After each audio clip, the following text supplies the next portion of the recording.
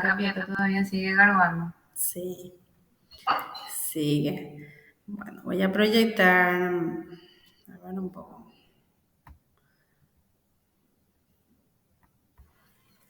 Diesel, hoy damos y mañana ustedes entregan su material. No sé si necesita más tiempo. Voy a ponerles justamente ahora un lugar donde van a entregar ese material que tienen para hacer. Un poco.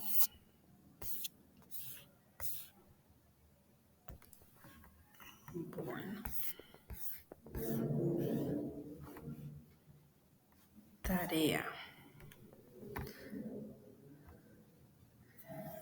Le voy a poner investigación individual.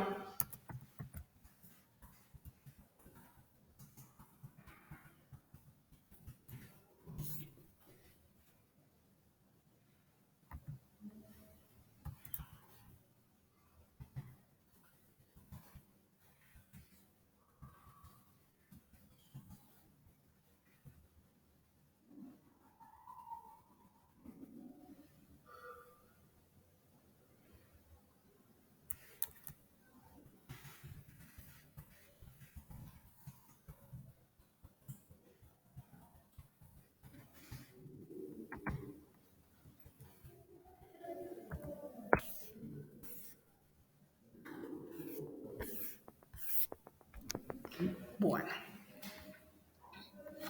Ahí ya les puse abajo mismo, está. Y les proyecto ya mi pantalla.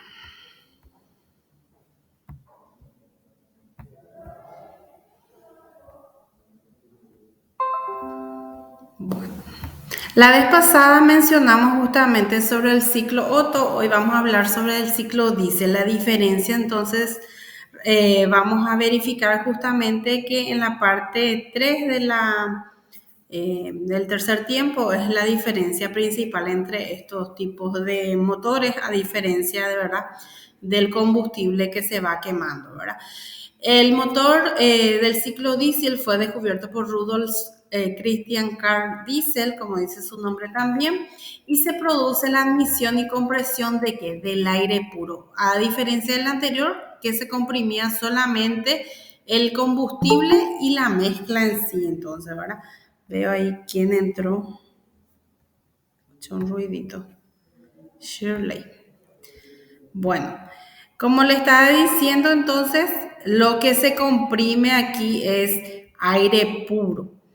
Y ese aire puro que se va a admitir en esa admisión, que va a ser justamente de ¿qué? Presentación. Bueno, va a ser la diferencia. Aparte, eso no tiene carburador y dentro de estos cilindros lo que se comprime, como ya mencioné, es aire.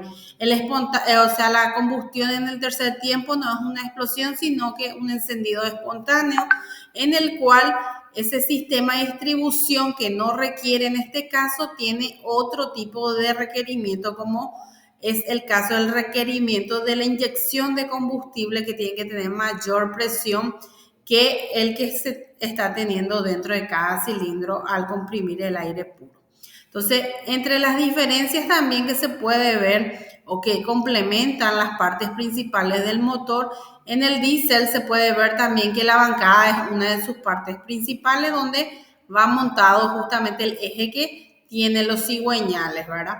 Y dentro de esto también está el bloque de cilindros, donde se van a ir insertando también las camisas. Estas camisas, por lo general, que se utilizan dentro, se sustituyen justamente en el caso de que haya fricciones. Entonces, por ese caso, ¿verdad? Se utilizan más bien las camisas. En el cárter, como vimos en el anterior, también se utiliza como un depósito ya de aceite del motor. Y acá vemos justamente la cabeza de ese cilindro, que sabemos que es la parte del pistón, y encima de ella, ¿verdad? Que tiene que tener las válvulas. Esta es la camisa, una de las tantas que se utiliza, que son de fundición, y justamente dice que tiene alta resistencia al desgaste. Al tener alta resistencia al desgaste, entonces por la fricción que puede sufrir dentro, puede hacer posible, ¿verdad?, que se desgaste solamente esta camisa y no el bloque en sí del cilindro. Entonces es intercambiable. El cigüeñal, como ya mencionamos, tenía acá un contrapeso y está tanto cigüeñales como en este caso cilindros va a tener el motor. Y vimos la biela también que está unida al pistón que se va a unir también con el cigüeñal. Y esta misma, ¿verdad? El pistón sabemos que es el encargado principal de realizar todo lo que es la compresión y la expansión de esos gases ya quemados. El árbol de leva justamente era para abrir y cerrar las válvulas de admisión y escape.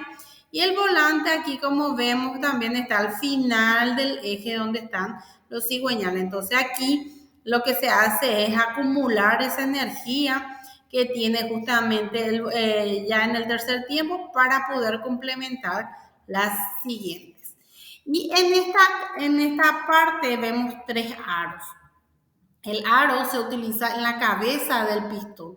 Primeramente, el primer aro, como dijimos, era para sellar totalmente, que no haya una fuga de lo que se está comprimiendo acá arriba encima del pistón. Luego el segundo prácticamente va a sellar también la cámara. En el caso de esta va a colaborar para transferir el calor, ¿verdad? Y el último era prácticamente para regular el consumo de aceite que va a estar en las partes móviles, porque acá sabemos que había un perno que unía esa biela y la biela unida al cigüeñal posterior a lo que es el eje central en el cual al final va a quedar el volante, ¿verdad? Entonces, aparte de eso, las válvulas que ya vimos que en el anterior también hay una de escape y una de admisión. Como dije, la diferencia en este caso es que requiere un sistema de alimentación de combustible. ¿Por qué? Porque lo que comprimimos dentro de cada cilindro es aire. Entonces, el aire, al tener una mayor presión, necesita que al ingresar el combustible tenga superior para que pueda vencer justamente esa presión dentro del cilindro y se pueda hacer oportuno justamente esa combustión gradual. Y también para que sea posible ese sistema de combustible de inyección se necesita una bomba inyectora. Esta bomba inyectora, como se ve, ¿verdad?, se utiliza para poder alzar la presión justamente y hacer posible, ¿verdad?, el funcionamiento, la distribución de ese combustible en cada cilindro. Entonces se tendría así algo similar, ¿verdad? Acá tenemos unos ejes en la parte de las correas, que son las uniones ya de estos piñones para hacer posible, ¿verdad?, ya sea la apertura o no de las válvulas aquí que están sobre las cabezas de los cilindros, ¿verdad? Entonces, al diésel se le conoce también, como mencioné, el anterior tenía como 4 nombres, este tiene como 3, ¿verdad? De combustión gradual porque a medida que llega el tercer tiempo se va quemando ese combustible que se va inyectando. Y a presión constante porque se mantiene justamente una presión constante con el cual se va comprimiendo dentro del cilindro ese aire. Entonces se puede ver acá el diagrama teórico que ya vimos también similar al anterior, que se tiene, ¿verdad?, una cantidad, un volumen de aire puro que se admite. Esto es posible entonces posterior al cerrar las válvulas a presión constante ya, ¿verdad?, se comprimen y al comprimirse llega a quemar, o sea, hace la combustión gradual. Vieron que en este caso está a una presión constante prácticamente esa combustión y esa combustión posterior, ¿verdad?, a medida que se va inyectando se va expandiendo también ya los gases de la combustión. Entonces llega hasta el punto muerto inferior para abrir la válvula y inicia, ¿verdad?, su escape.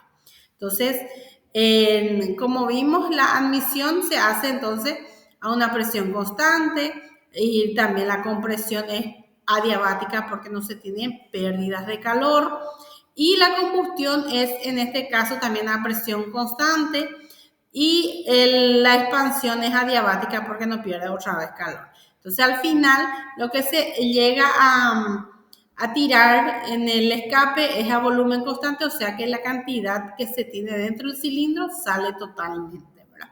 Entonces dentro de eso puede ser que se vaya también combustible. Entonces en el primer tiempo, como mencionamos, se abre la válvula, ingresa el aire puro.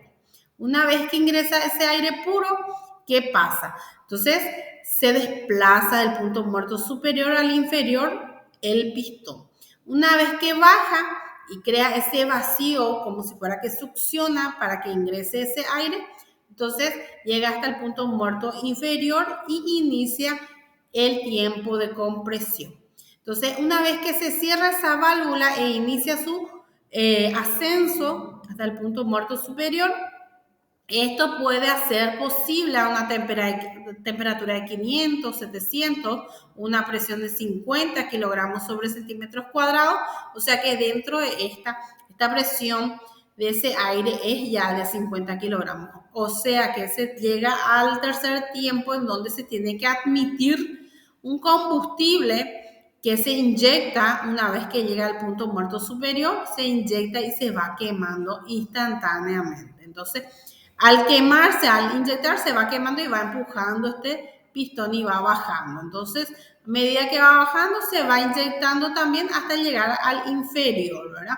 Una vez que llega ahí, deja de inyectarse, inicia su ascenso, ¿verdad? En donde la válvula de escape ya va a abrirse en el cuarto tiempo. Y esto hace posible que pueda salir al exterior los gases más combustible porque prácticamente antes de llegar aquí probablemente se esté inyectando todavía el combustible, ¿verdad?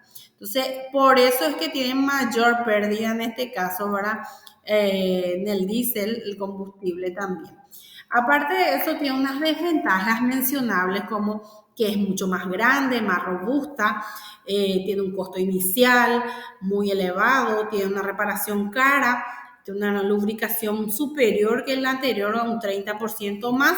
Entonces, esa es la diferencia. Aparte de eso, necesitamos que el sistema de enfriamiento de lo que va a ser el motor para que no se quede totalmente caliente, tenga un buen funcionamiento, ¿verdad? Y tiene unas pérdidas, por ejemplo, por cada 100 calorías que se produce dentro de cada cilindro, se aprovecha 37 o 42 máximo, dice. O sea que tiene pérdidas por escape, un 26%, por refrigeración, 25%, por radiación, 3%, por lubricación, 3%, por rozamiento, 6%, y las pérdidas en general son del 63%, ¿verdad? Entonces, la diferencia total de lo que estos dos tipos de ciclos se puede ver en el siguiente gráfico y se puede ver que uno, ¿qué es el combustible que se comprime? En este caso se inyecta o se ingresa aire puro. Se ingresa aire puro para comprimir y acá es una mezcla ya de la gasolina con el aire. Posterior a eso, esto se realiza el diésel a presión constante y esto se hace a volumen constante. O sea que la misma cantidad de combustible que ingresa es la misma cantidad de gases que va a producir, ¿verdad? Y en este caso se utiliza un inyector para pulverizar ese combustible, sí, el combustible se pulveriza para poder quemar de forma gradual. Entonces, tiene una combustión gradual y esta tiene una explosión al saltar la chispa, ¿verdad? Y esto no se inyecta ningún combustible, sino que ya está comprimido aquí. Entonces, tiene uno, el inyector y la bujía. Dos, el tipo de volumen constante, presión constante. Tipo de combustible y otro, la forma en que se quema, que es combustión gradual y esta es una explosión. Entonces, en la parte mercadológica, ¿verdad? Vendría a ser que el diésel tiene un mayor rendimiento térmico, tiene menor consumo del combustible que utiliza, es más barato, ¿verdad? En este caso ya están iguales y es menos inflamable al peligro justamente para controlar ese tipo de combustible. También tiene mayor seguridad en la marcha y tiene menores calorías para eliminar en el agua refrigeración en el caso de los que son arrastrados por los gases de la combustión. Y en el Otto tiene un mayor consumo de combustible, pero a medida que vamos utilizando el motor, esto, ¿verdad? El combustible era más caro, es más inflamable, sabemos que explota el combustible al quemar y tiene menor rendimiento térmico, ¿verdad? Entonces, la diferencia también en un turbodiesel, ¿cuál sería? El sobrecalentamiento. En vez de ingresar directamente el aire externo, se sobrecalienta y se ingresa en cada cilindro el aire precalentado. Una vez que se ingresa el aire precalentado, se comprime otra vez y se hace un sobrecalentamiento ya de la compresión del aire puro. Entonces, ya favorece ya lo que vendría a ser esa combustión al ingresar ese combustible que va a ser, ¿verdad? El gasoil. Entonces, también tiene una relación de compresión que se tiene que tener en cuenta. En el diésel es muy necesario saber la relación de compresión porque se utiliza mucho la compresión dentro de cada cilindro. Entonces, se tiene que tener en cuenta el volumen de ese cilindro barrido por el pistón, que era el punto muerto superior al inferior, que es esa carrera, ¿verdad? Y el volumen de la cámara de la combustión, que es la parte superior, desde el punto muerto superior hasta arriba, donde está el inyector. Entonces, tiene también una observación donde la revolución, ¿verdad? O la relación de compresión de los motores de explosión de 5,5 a 7, entonces es posible saber cuál es su relación de compresión, ¿verdad? En donde se puede ver este dibujito, como vemos acá los números, el dice 12 a 1 o 20 a 1, o el Otto 9 a 1 y 11 a 1, ¿qué puede ser? Consulto si hay alguien que me sigue o estoy hablando sola. Sí, te estoy escuchando yo, profesor. Sí, te estoy escuchando. Bueno, eso significaría una relación del aire y el combustible, ¿verdad? Ese combustible que se ingresa en cada combustible es tanto 1 por 12. En el caso del aire va a ser 12 porciones de aire y 1 de combustible. Y llega hasta 20 partes de aire y 1 de combustible. Entonces, el diésel tiene esa relación en la cual aprovecha más prácticamente el calor generado por el aire comprimido, ¿verdad? Y el Otto tiene una relación de 9 partes de aire con 1 de combustible. Eso se mezcla y dentro de ella también se puede llegar hasta 11 a 1, ¿verdad? La porción que tiene el aire y el combustible. Entonces, esto también se tiene que tener en cuenta qué tipo de combustible, como dijimos, se utiliza, ¿verdad? Es el octano, se verifica, ¿verdad? En lo que es el combustible que se utiliza dentro del ciclo Otto, y el diésel cetano, ¿verdad? La cantidad de cetano que tiene ese combustible. Entonces, eso sería la parte teórica de la parte del diésel, que nos faltó todavía. Y no sé si tienen consulta hasta esa parte. Entonces, les voy a mostrar el ejercicio anterior a ver si se ve, ¿verdad? Dice que un motor tiene 4 cilindros en línea, o sea que 1, 2, 3, 4 cilindros y en total tiene 1.4 litros de desplazamiento, las cuales se dividen en número de cilindros, o sea que son 1400 cc. Dividido 4 cilindros son 350 cc. A este valor lo que se tiene que agregarle es la cámara, la parte superior de 40 cc, o sea 390. Y esto posteriormente otra vez se divida por 40 para saber su relación de compresión, porque la relación de compresión era la carrera, en donde vemos acá el desplazamiento que es 1400, o sea que dividido en 4, cada cilindro tiene 350 cc su carrera. Y la parte de la cámara, la combustión es 40. Entonces, en este caso, la relación de compresión de este motor es de 9.75 a 1, o sea que esa es la cantidad de aire que se comprime dentro de esto, ¿verdad? y posteriormente se agrega por cada 9.75 de aire 1 de combustible. Entonces esto hace posible que se pueda quemar, ¿verdad? Dentro de cada cilindro, así como se ve aquí, ¿verdad? Ingresa, se comprime y acá se ve, más bien parece una bujía que un inyector, ¿verdad? En este caso. Y en las posiciones de los cilindros que ya vimos también puede ser lineal porque dice que está uno consecutivo a otro. En B, por la forma en que está dispuesta y opuestos aquí también. Puede ser en W también y puede ser estrellado en otras formas más. Entonces, eso sería la clase teórica de hoy. No sé si hay consulta hasta ahí.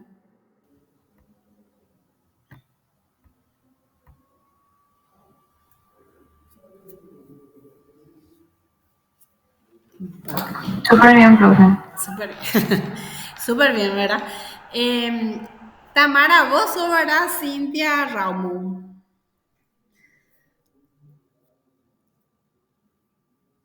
Cecilia, profe. Cecilia, quiero decir. Sí. Sí, por el nombre nomás. Y bueno, en todo caso, este video yo voy a enganchar igual en la clase. Si es que hay algún inconveniente, me avisan nomás también, ¿verdad? Y alzan su investigación. Caso extremo, les aviso si mañana tenemos clase o no, ¿verdad? O en todo caso, hacemos un meet, ¿verdad? Está para que puedan defender sus partecitas. Profe, yo te quería avisar, viste que Meli estaba con el viaje por lo que sería las horas de extensión y ella había pedido cambio conmigo. Sí. Entonces ella va a exponer en mi fecha que es el 18 y el de ella es mañana, entonces yo entro mañana en su lugar. Sí. Entonces nos vas a avisar si es que va a haber clase, yo tengo que alzar mi trabajo práctico. Sí. Que es... que era la energía eólica. Ese era mi Sí. tema. En todo caso, si es que no tengo inconvenientes, vamos a tener presencial. En caso de que no sea posible, van a hablar acá nomás y vamos a hacer un meet, ¿sí? Dale, profe, sin problemas. Está. Gracias.